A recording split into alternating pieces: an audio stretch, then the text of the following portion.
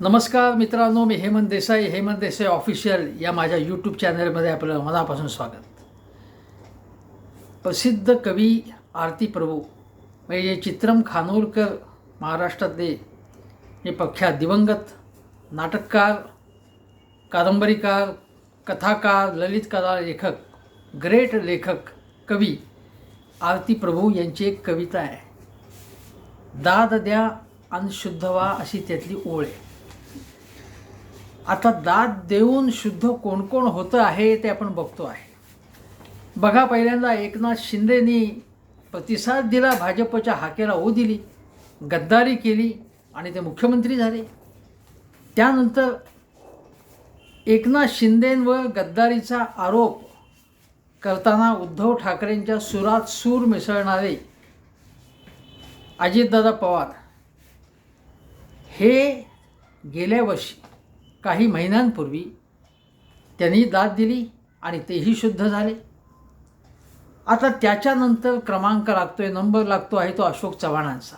महाराष्ट्राचे माजी मुख्यमंत्री अशोक चव्हाण हे आता भारतीय जनता पक्षाच्या वाटेवर आहेत. एकनाथ शिंदेंनी भाजप जॉईन केलेलं नाही, त्यांचा वेगळा पक्ष आहे, वेगळा गट आहे. अजितदादा पवार यांचा स्वतःचा एक स्वतंत्र पक्ष आहे. पण अशोक चव्हाण यांनी स्वतःचा पक्ष स्थापण्याची चूक केलेली नाही. ते म्हणालेत की मी काही लगेच निर्णय घेणार नाही, 2 दिवसांनी काय ते निर्णय घेईन, काय सांगेन, विचार करतो जरा, असं ते म्हणाले. अशोक चव्हाण यांच्या चेहऱ्यावरती कुठलेही भाव तुम्हाला कधीच दिसणार नाहीत की त्यांच्या आत काय चालू आहे ते. म्हणजे असं की गेले 1.5-2 वर्ष अशोक चव्हाण हे भाजपमध्ये जाणार अशा चर्चा होत्या, अफवा होत्या. त्यावेळी अशोक चव्हाण यांनी त्याचा इन्कार केला होता. माझी बदनामी केली जाते आहे, खोट्या अफवा पसरवल्या जात आहेत आणि ही भाजपचं षडयंत्र आहे, असंही त्यांनी कधी पत्रकार परिषद घेऊन सांगितलं होतं, कधी काही पत्रकारांना जवळ सांगितलं होतं आणि कधी बाईट्स तशा प्रकारचे दिलेले होते. अगदी अलीकडच्या काळापर्यंत प्रताप चिखलीकर यांनी, हे जे तिकडचे खासदार आहेत, त्यांनी असा आरोप केला होता किंवा अशी शक्यता व्यक्त केली होती. त्याच्या अगोदर संजय शिरसाट म्हणाले होते आणि देवेंद्र फडणवीस यांनी अप्रत्यक्षपणे, चंद्रशेखर बावनकुळे यांनी अप्रत्यक्षपणे सांगितलं होतं की बडे नेते काँग्रेसमधले आमच्या अन्य पक्षातले येणार. आता अन्य पक्ष राहायला कुठला आहे? एकनाथ शिंदेचा पक्ष खाऊन झाला म्हणजे आपल्या वळसणीला आणला. राष्ट्रवादी पक्ष त्यांनी लोटांगण घातलं भाजपच्या समोर म्हणजे अजितदादा गटाने, आणि आता अशोक चव्हाण हे त्या वाटेवरती आहे. 2 दिवसांनी 3 दिवसांनी अमित शहा येतील, कदाचित 14 फेब्रुवारीला सुद्धा कार्यक्रम होईल. व्हॅलेंटाईन डे आहे आणि मग व्हॅलेंटाईन डेला नवा मित्र, नवं प्रेम हे अशोक चव्हाण यांचं जाहीर होऊ शकेल. मुद्दा असा आहे की राज्यसभा निवडणुका तोंडावरती आहेत. भाजपचा एक जादा उमेदवार निवडून येण्याची शक्यता आहे आणि त्यावेळी असा दणदणीत आपटबार किंवा दणदणीत बॉम्ब फुटला जाईल आणि त्यावेळी क्रॉस वोटिंग होण्याची शक्यता आहे आणि भाजपचा अतिरिक्त उमेदवार निवडून येईल आणि त्यावेळी जी मतं फुटतील काँग्रेसमधली, ती 10 असतील, 5 असतील, 20 असतील, माहीत नाही, आणि ती मतं फुटण्याची दाट शक्यता आहे. आणि ती फुटली की काँग्रेसचा मनोभंग होईल. ज्या पद्धतीने आपल्याला आठवत असेल की जेव्हा विश्वासदर्शक ठराव एकनाथ शिंदेंनी संमत करून घेतला त्यावेळी कोण उशिरा आलेलं होतं? आमदार अशोक चव्हाणही उशिरा आलेले होते. विधान परिषद निवडणुकीमध्ये सुद्धा मतं फुटलेली होती काँग्रेसची. त्यानंतर चौकशी समिती नेमण्यात आली, पण त्या चौकशी समितीचा निर्णय जर जाहीर झाला तर काँग्रेसमध्ये आज जी फाटाफूट झाली ती तेव्हाच झाली असते अशी भीती व्यक्त झाली आणि त्यामुळे काँग्रेसची स्थिती अतिशय हालाखीची आहे, अतिशय दुबळी झालेली आहे. एक असं कारण सांगण्यात येतं की नाना पटोले यांचं नाव कोणीतरी म्हणत आहेत की खरं तर कोणीतरी काय त्यांचं नाव नाना वाटोळे असं ठरवलं होतं की कधी वाटेल त्या पद्धतीची वक्तव्य करून त्यांनी पक्षाचं नुकसान केलेलं आहे. मोदी विरोधी बोलतानासुद्धा त्यांची जीभ घसरलेली होती. मोदींच्यावर व्यवस्थित आक्रमक टीका करतानासुद्धा संयम ठेवला पाहिजे, तो नाना पटोलेंनी ठेवला नाही. त्यांनी आपल्या पक्षाचे जे ज्येष्ठ नेते आहेत त्यांचा सन्मान केला नाही अशी तक्रार केली जाते त्यांच्याबद्दल. आणि जेवढं बोलतात तेवढी त्यांची कृती दिसून आली नाही. ते आक्रमक नेते आहेत. काँग्रेसला आता त्यांनी निष्ठावंतपणे ते काम करत आहेत. दौरेसुद्धा त्यांचे आहेत, पण काँग्रेसच्या संघटना बांधणीत त्यांना यश आलं नाही. पण नाना पटोले यांनी त्रास दिल्यामुळे किंवा नाना पटोले हे अशोक चव्हाणांबद्दल अफवा पसरवतात, त्यांच्याबद्दल त्यांच्या अपरोक्ष अत्यंत वाईट शब्दामध्ये त्यांचा उद्धार करतात, त्यांच्याबद्दल टीका करतात, असं बोललं जातं. प्रत्यक्ष मला माहिती नाही, पण असं बोललं जातं हे खरं आहे. पण ही काही कारणं नाही ना अशोक चव्हाणांनी पक्ष सोडून देण्यात. नाना पटोले हे भाजपत होते, त्यानंतर काँग्रेसमध्ये आले. अशोक चव्हाण यांचे वडील हे शंकरराव चव्हाण हे महाराष्ट्राचे माजी मुख्यमंत्री, दोनदा झाले मुख्यमंत्री. केंद्रामध्ये अत्यंत महत्त्वाची पदं त्यांनी भूषवली. महाराष्ट्रामधलं ज्यांच्याबद्दल जे अत्यंत स्वच्छ, प्रामाणिक आणि शिस्तप्रिय नेते म्हणून ओळखले जातात, कडक शिस्तीचे, अशा शंकरराव ज्यांनी काँग्रेसमधले ज्या नेत्यांबद्दल आदर व्यक्त केला जातो, ज्यांनी नरसिंहराव यांच्याबरोबर काम केलं, राजीव गांधींच्या मंत्रिमंडळामध्ये अत्यंत महत्त्वाची सुद्धा पदं यांनी भूषवली, ते शंकरराव चव्हाण इंदिरा गांधींच्या विश्वासातले होते. ज्यांनी हैदराबाद मुक्तीसंग्रामात सुद्धा काम केलं, महत्त्वाचं काम केलं. अशांचे चिरंजीव काँग्रेसचे निष्ठावंत नेते शंकरराव चव्हाण, इंदिरा गांधी, राजीव गांधी यांच्या विश्वासातले नेते, या शंकरराव चव्हाणांचे चिरंजीव अशोक चव्हाण, जे अशोक चव्हाणांनी सुद्धा युवक काँग्रेसमधनं काम केलं. युवक काँग्रेसचं सरचिटणीस पद मला वाटतं त्यांच्याकडे होतं. त्यानंतर ते पहिल्यांदा लोकसभेचे खासदार झाले. बघा, 97 ते 89 लोकसभेचे खासदार होते. नंतर अशोकराव हे 92 ते मला वाटतं 98 असेल, 99-98 विधान परिषदेवरती होते आणि 99 पासून ते आमदार म्हणून निवडून येत गेले.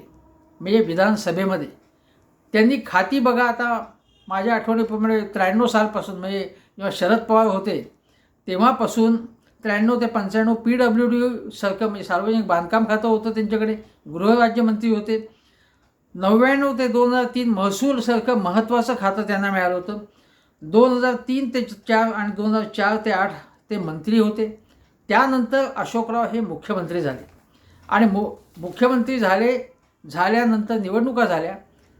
मग मुख्यमंत्री कसे झाले की विलासराव देशमुख हे शंकररावांचे पट्टशिष्य, अशोक चव्हाण तर शंकररावांचे चिरंजीव. पण विलासरावांना मुंबईवरती जेव्हा हल्ला झाला तेव्हा एका विशिष्ट परिस्थितीमध्ये त्यांच्या ते ज्यावेळी मुंबईवरती हल्ला होता तेव्हा ताज हॉटेलमध्ये ते गेले आणि त्यांच्याबरोबर ताज ओबेरॉय या हॉटेलमध्ये ते गेले आणि तेव्हा त्यांच्याबरोबर राम गोपाल वर्मासुद्धा हा दिग्दर्शक होता आणि इतक्या गंभीर प्रसंगी सिनेमावाल्यांना घेऊन ते गेले, अशा प्रकारची टीका झाली. मग त्यांना राजीनामा द्यावा लागला आणि मग त्या विशिष्ट परिस्थितीमध्ये अशोक चव्हाण हे मुख्यमंत्री झाले. अशोक चव्हाण मुख्यमंत्री झाले त्याचवेळी नारायण राणे यांच्या महत्त्वाकांक्षा होत्या. नारायण राणेंनी काँग्रेस नेतृत्वावरती अशोक चव्हाणांवरची टीका केली, पण अशोक चव्हाणांनी त्यांना मंत्रिपद दिलं, उद्योग खातं दिलं. त्यांना त्यांच्यावरती एक प्रकारचा असा त्यांना चाप ठेवला, त्यांना नियंत्रणात काबू ठेवलं होतं, फारसं हलून दिलं नाही त्यांना. अशोक चव्हाण हे अतिशय चतुर राजकारणी आहेत, शिस्तप्रिय राजकारणी आहेत, MBA आहेत, ते चांगले शिकलेले आहेत, इंजिनिअरिंग आणि शिवाय MBA, अत्यंत हुशार माणूस आहे, खूप गुण आहेत त्यांच्याकडे. काँग्रेसचं प्रदेशाध्यक्षपदसुद्धा प्रतिकूल काळात त्यांनी सांभाळलं आणि 2008 मुख्यमंत्री झाल्यानंतर बघा त्यावेळी NCPची दादागिरी सुरू होती. विलासराव देशमुख यांच्यासारखा लोकप्रिय मुख्यमंत्री त्याला बाजूला व्हायला लागलो आणि राष्ट्रवादी काँग्रेसची एक प्रकारची दादागिरी होती. शंकरराव चव्हाण आणि शरद पवार यांचे संबंध पहिल्यापासून बरे नव्हते. अशा वेळी राज्य शकट त्यांनी समर्थपणे अशोक चव्हाणांनी सांभाळला होता. लोकसभेमध्ये माझ्या कल्पनेप्रमाणे राष्ट्रवादीला त्यावेळी 8 जागा मिळाल्या आणि अशोक चव्हाण यांच्या नेतृत्वाखाली काँग्रेसला 18 लोकसभेच्या जागा मिळाल्या होत्या. चांगलं यश मिळवलं होतं. त्यानंतर विधानसभा निवडणुका झाल्या आणि विधानसभा निवडणुकांमध्ये सुद्धा 82 जागा एन सी पीच्या 62 आणि काँग्रेसच्या 82 जागा निवडून आल्या होत्या. अशोकराव पुन्हा मुख्यमंत्री झाले होते. आता या 82 जागा निवडून येताना त्यांनी त्यावेळी काय केलं होतं की नारायण राणे खूप मागे लागले होते. त्यांना महसूल पाहिजे, महसूल पाहिजे, महसूल पाहिजे म्हणून, जसं बाळासाहेबांच्या मागे ते लागले होते, मला मुख्यमंत्रीपद द्या, मुख्यमंत्रीपद द्या. आणि बाळासाहेबच त्यांना म्हणजे त्यावेळी त्यांना महसूल होतं, त्यावेळी वसूल मंत्री नाव त्यांनी दिलं होतं, किताब दिला होता. पण नारायण राणेंना सुद्धा अशोक चव्हाण यांनी सांभाळून घेतलं, कारण कोकणामध्ये काँग्रेसला दुसरा कोणी नेतृत्व नव्हतं.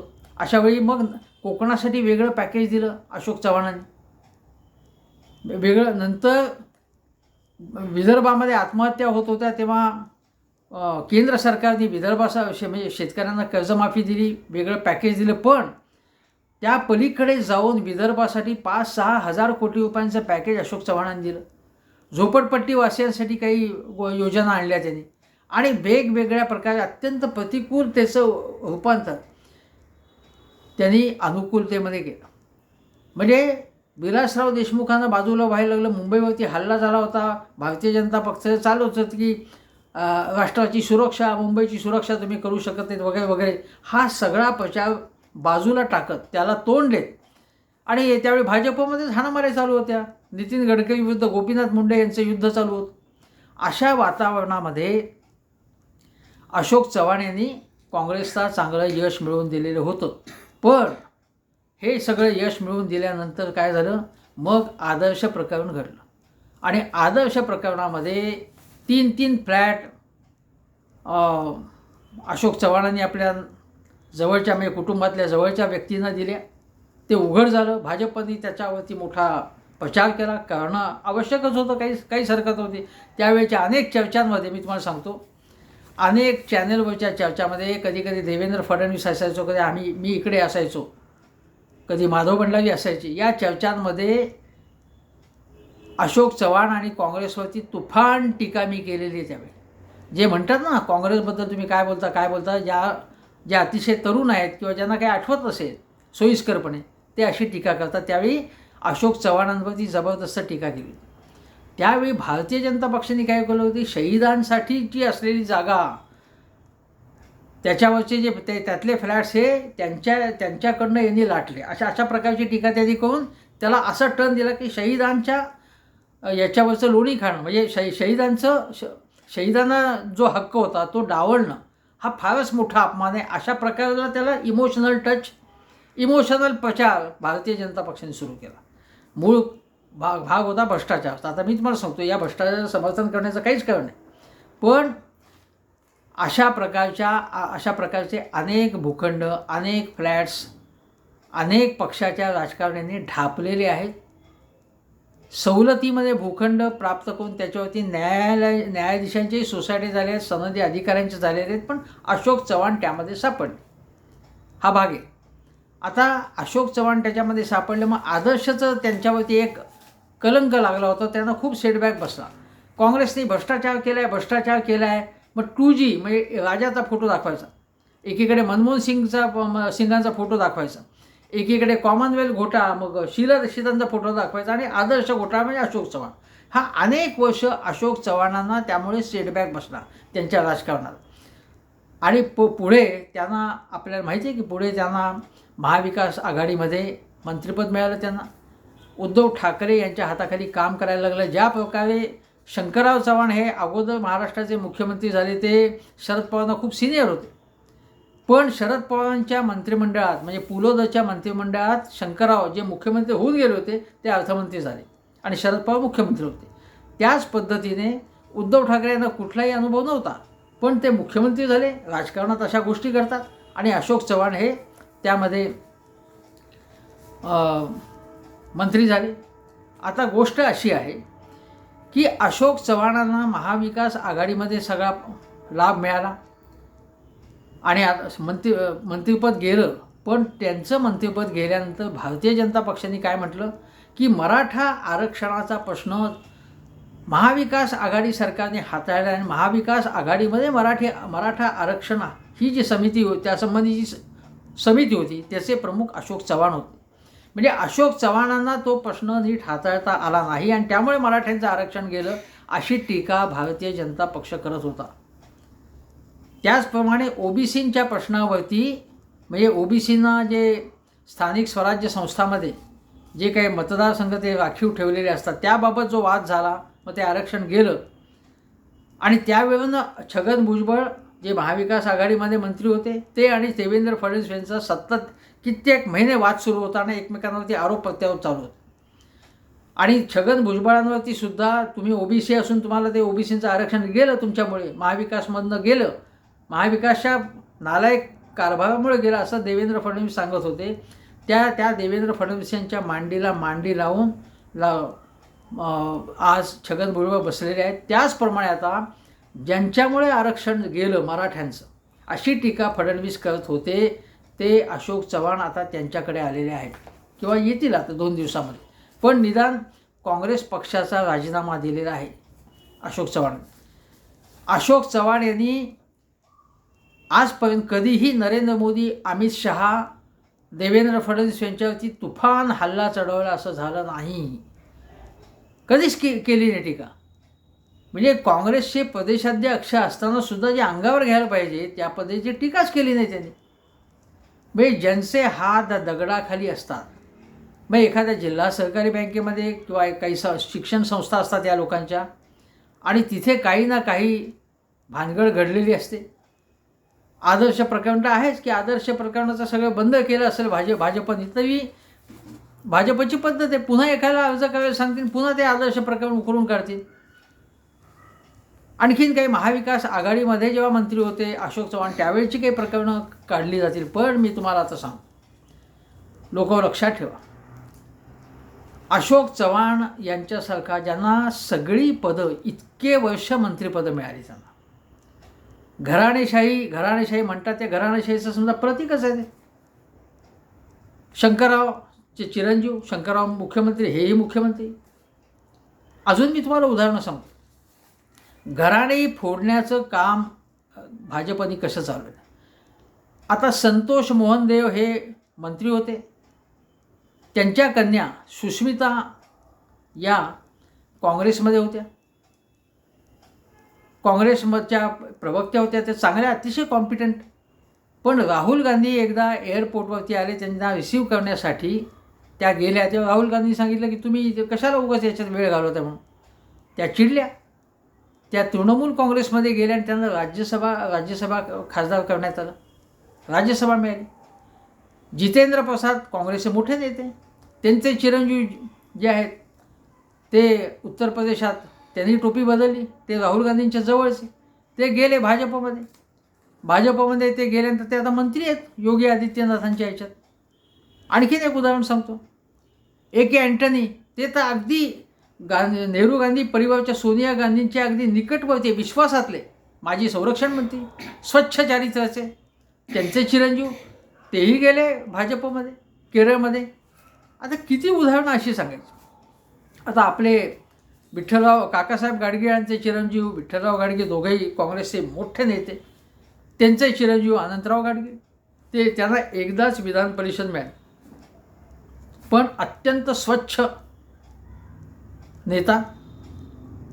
आपल्या कारकिर्दीत विधान परिषदेमध्ये त्यांनी त्यांच्या फंडामधून अतिशय चांगली कामं केली. पुण्यामध्ये तुम्ही पुण्यामध्ये जा, फर्ग्युसन कॉलेजच्या बाहेर, म्हणजे फर्ग्युसन रोडवरती कॉलेजच्या बाहेर बसायची व्यवस्था आहे. तिथे सौंदर्य अत्यंत सुंदर परिसर केला आहे तो. त्यामध्ये पोस्टर्स लावण्याची काही चित्र पेंटिंग्स लावलेले, तिथे अतिशय सुंदर परिसर केला आहे. अशी अनेक कामं. प्रवक्ते म्हणून त्यांनी अत्यंत चांगली कामं केली. उत्तम इंग्रजी, स्वतः ते आर्किटेक्ट आहेत, बुद्धिमान अत्यंत माणूस. पण ते कुठे आहेत आता, आम्हाला तर काही दिसतच नाही. पक्षामध्ये त्यांना काही एक स्थान द्यायला पाहिजे ना. असं म्हणजे ते घराणेशाहीतले म्हणून नाही, ते कॉम्पिटंट माणूस आहे तो, पण त्यांना काहीच मिळालं नाही. एकदाच फक्त आमदारकी मिळाली त्यांना. युवक काँग्रेसमध्ये होते ते, पण कलमाडीच्या सगळ्या दबावाखाली अशा चांगल्या लोकांना डावललं गेलं काँग्रेसमध्ये. पुण्यामधून त्यांना काही महत्त्वाचं स्थान देणं किंवा कधी विधानसभेचं तिकीट किंवा पुन्हा एकदा विधान परिषदेचं तिकीट किंवा त्याच्या अगोदर विधान परिषदेचं तिकीट देणं त्यांना, हे काहीही केलं गेलं पक्षाच्या संघटनेत काही महत्त्वाचं स्थान देणं. प्रवक्ते म्हणून असताना सुद्धा ते त्यांना बाजूला डावललं गेलं त्यांना. हा जो भाग आहे. सचिन सावंत कुठे आहेत? दिसत नाहीत आता. म्हणजे चांगल्या चांगल्या माणसांना तुम्ही डावलता. आता अशोक चव्हाणांबरोबर आणखीन काही लोक जातील. माझं काय म्हणणं आहे की घराणेशाही काँग्रेसमध्ये, तर मग ती घराणेशाही तुम्हाला सांभाळता आली नाही. आता प्रणब मुखर्जी माजी राष्ट्रपती, काँग्रेसमध्ये अनेक पदं भूषवली. त्यांच्या कुटुंबातले 2 व्यक्ती आता नाही आहेत याच्यात. एक भाजपच्या दिशेने आणि एका मुलीने तर प्रणब मुखर्जींचं त्यांच्यावरती एक पुस्तक लिहिलं आहे, त्याच्यामध्ये तुफान टीका केली आहे राहुल गांधीवरती वगैरे. म्हणजे तुम्हाला तुमची माणसं, तुमचे नेतेही सांभाळता आले, त्यांची कुटुंब सांभाळता आले. बरं ते जाऊ देत, घराणेशाही नको, घराणेशाही तुम्ही काढून टाका, पण नवीन ओळखसुद्धा येत नाही काँग्रेसमध्ये. मग याला काय अर्थ आहे? म्हणजे असं जर होत राहिलं तर काँग्रेस संपेल. पण याची दुसरी बाजू अशी मला सांगायचं आहे की अशोक चव्हाण यांनी नाना पटोले यांना वैतागून सोडलं किंवा काही चौकशीमुळे सोडलं. माझं काय म्हणणं आहे की तुम्हाला एवढी पदं काँग्रेसने दिलेली आहेत. काँग्रेस संकटात असताना अशोकरावांनी पक्ष सोडण्याचं समर्थनच होऊ शकत नाही. पक्षासाठी संपूर्ण त्याग करणं, तुरुंगात जायची तयारी का नाही दाखवली त्यांनी? जर चुका केल्या असतील तर तुरुंगात जा. बघ इथे आता तुम्हाला सांगतो की ढोंगीपणा भाजपची भूकच भागत नाही. आता किती पक्ष फोडायचे? मला असं वाटतं की आता पक्ष फोडण्यासाठी पक्ष जर राहिलेच नाहीत तर पक्ष फोडण्यासाठी मग नवीन पक्ष जन्माला घातले पाहिजेत, मग ते तुम्ही फोडा. किती पक्ष संपवणार तुम्ही? ही भूक भागत नाही का? अजगरासारखी तुमची जे दिसेल ते तुम्ही गिळंकृत करत चाललेला आहात. काँग्रेसचे ज्या अजितदादांवर भ्रष्टाचाराचे आरोप केले त्यांना मोदींनी केले, त्यांना तुम्ही बरोबर घेतलं. एकनाथ शिंदेंच्या ची चौकशी वक्रदृष्टी वळली होती. त्यांच्या जवळच्या लोकांची किंवा त्यांच्या सचिवांची चौकशी होत होती. ते एकनाथ शिंदे तुमच्याकडे गेले आणि ईडी चौकशी असणारे गंभीर आरोप असले अनेक जण आज काही भाजपच्या म्हणजे रालोआ आघाडीत आहेत, महायुतीमध्ये आहेत, मंत्रिपदं भूषवत आहेत. त्यांना काहीही झालं नाही. ठीक आहे, आता हे सगळं तुम्हाला सगळ्या लोकांना माहिती आहे, ते पुन्हा सांगत नाही मी. पण देवेंद्र फडणवीस असं म्हणाले की आगे आगे देखो होता है क्या. बघा काय होणार आहे ते अगोदरच माहिती होती, कल्पना आली होती का? याचं कारण मी तुम्हाला सांगितलं की अशोक चव्हाण ऐन वेळी जेव्हा मतदानाच्या वेळी विश्वास ठेवायच्या वेळी उशिरा पोचणं, काही मतं फुटणं. महाविकास आघाडीने एक मोर्चा काढला होता म्हणजे इंडिया आघाडीचा, महाविकास आघाडीचा मोर्चा, त्या मोर्चाला ते हजर राहिले नाही. विरोधी पक्षांच्या कशालाही काहीही फंड द्यायचा नाही असं या महायुतीने ठरवले. शिंदे फडणवीस अजितदादा सरकारने. आणि फक्त अशोक चव्हाण यांच्या मतदारसंघातल्या वॉटरग्रीड प्रोजेक्ट म्हणजे सिंचनाच्या प्रकल्पाला 700-750 कोटी देणं, त्यांना फंड देणं फक्त त्यांना आणि आणखीन कोणाला एकाला दिलं आहे. याच्यावरूनच कल्पना येत होती की अशोक चव्हाणांना सांभाळलं जात आहे. अशोक चव्हाणांना आपल्या बाजूला केव्हा घ्यायचं याचीही वेळ ठरली असणार ती. कारण अशोक चव्हाणांनी आत्ता कालसुद्धा पृथ्वीराज चव्हाणांनी सांगितलं की रमेश चेन्थलिया जे प्रभारी आहेत महाराष्ट्राचे, महाविकास आघाडीची जागांची चर्चा, काँग्रेसमध्ये कोणाला तिकीटं द्यायची याची चर्चा यामध्ये कालपर्यंत अशोक चव्हाण होते. आणि ही सगळी चर्चा ही पोचवली जात असणार. म्हणजे तुम्ही चर्चेत भाग घ्या, तिकडची माहिती आम्हाला पोचवा, हे सुद्धा पॅकेज डील असू शकतं.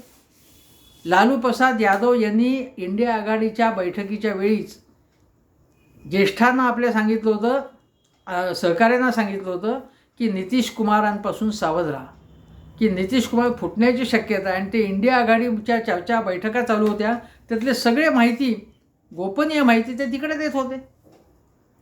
हे भारतीय जनता पक्षाचं हे किती कपट चाललंय बघा तुम्ही.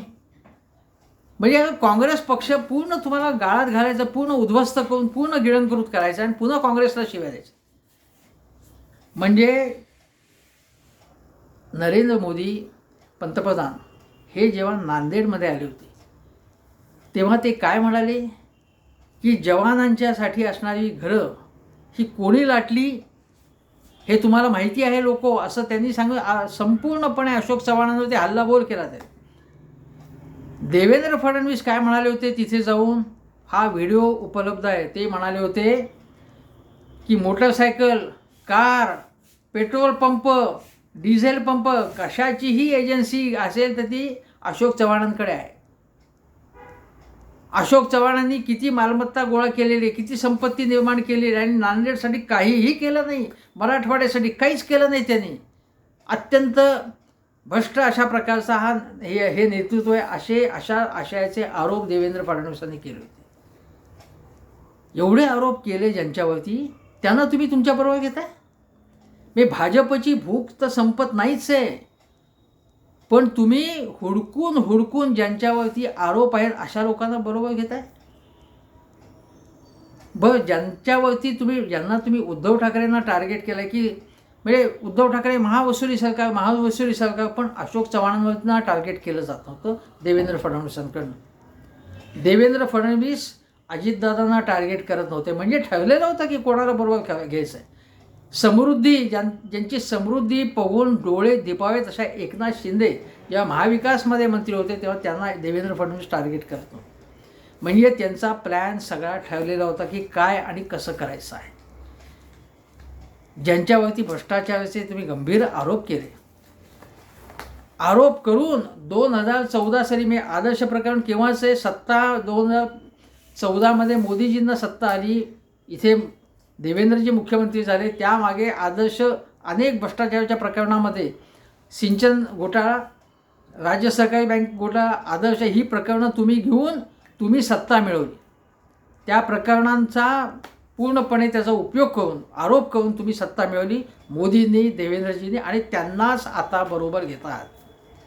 भारतीय जनता पक्षाच्या निष्ठावंत कार्यकर्त्यांना, भाजपच्या सहानुभूतीदारांना, समर्थकांना हे आवडत नाही आहे.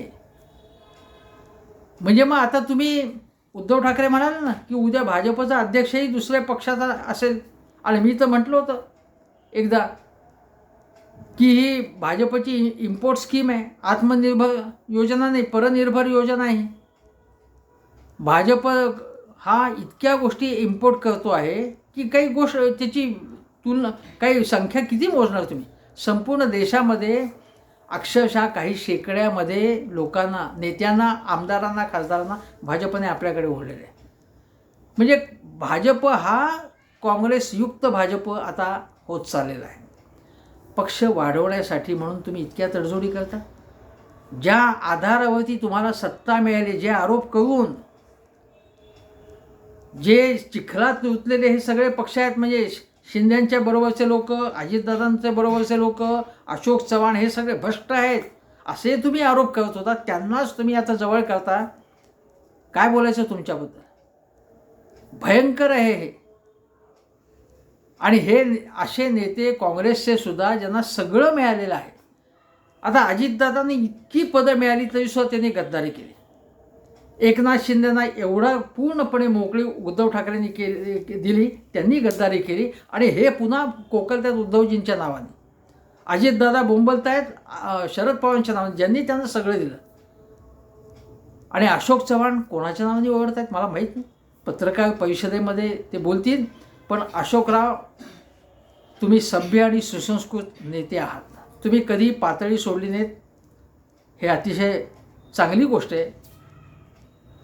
तुमच्यामध्ये इतके गुण असतानासुद्धा, काँग्रेसने इतकं दिलेलं असताना तुम्ही काँग्रेस सोडणं हे अतिशय वाईट आहे, लाजिरवाणं आहे.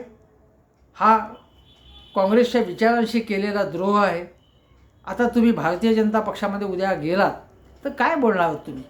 आजपर्यंत जे काही तुम्ही एक पुण्याई तुमच्या घराण्याची होती ती एका क्षणामध्ये तुम्ही घालून बसणार आहात.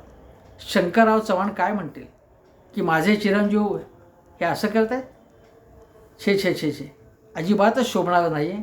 आणि भारतीय जनता पक्षाची प्रतिमा इतकी खराब झाली याच्यामुळे. आणि तुम्ही काँग्रेस संपवाल, देशातले सगळे पक्ष तिकडनं नेते घेऊन तुम्ही मोठे व्हाल, पण लोकशाहीचं काय होणार आहे? सगळेच पक्ष संपवाल तर तुम्हाला एकपक्षीय राजवट आणायची. ही भूक आहे, भस्म्या रोग ज्याला म्हणतात. कितीही खाल्लं तरी भूक संपत नाही. आणि असं खाता खाता खाता खाता तुमचं आरोग्य बिघडेल. कारण ज्यांना तुम्ही गिळंकृत करतायत ना, त्यांच्यावरती तुम्ही भ्रष्टाचाराचे आरोप केले होते. त्यामुळे आपण खाताना वाटेल ते खाल्लं, वाटेल त्या गोष्टी रिचवल्या केवळ भूक भागवण्यासाठी, तर आपली प्रकृती बिघडते. भाजपची प्रकृती या पद्धतीने बिघडणार आहे. भाजपचा मूळ चेहराच आता बदललेला आहे. आणि भाजप हा ज्याचं कमळ हे चिन्ह मिळवतो, पण दिवसेंदिवस चिखलात रुतत चालला आहे. हे सगळं भयंकर आहे. आणि म्हणून भाजपच्या समर्थकांनीही याचा विचार करावा आणि मतदानाच्या वेळी कोणत्या पक्षाला मत द्यायचं. माझ्या मते अशा प्रकारच्या भाजपला मत देणं म्हणजे ही गंभीर चूक होईल. लोकशाहीच्या दृष्टीनेसुद्धा सगळे पक्ष संपवणं, विरोधकांना संपवणं हे अतिशय घातक आहे लोकशाहीला. तेव्हा तुम्ही या सगळ्याचा विचार करा. आणि अशोक चव्हाण, तुम्ही पुन्हा एकदा विचार करा. काँग्रेस सोडतायत म्हणून नाही, पण वयाच्या 65ला अशा प्रकारचा निर्णय घेणं आणि ज्या पक्षाने तुम्हाला सर्व काही दिलं त्याच्याबद्दल कृतज्ञता न ठेवता उलट कृतज्ञपणा करणं हे भयंकर आहे असं मी म्हणतो. आणि इथेच ठेवण्यापूर्वी पुन्हा एकदा आवाहन करतो की हेमंत देसाई ऑफिशियल हा चॅनल बघा, शेजारचं बेल आयकनचं बटन दाबा. इथेच थांबतो. नमस्कार, धन्यवाद.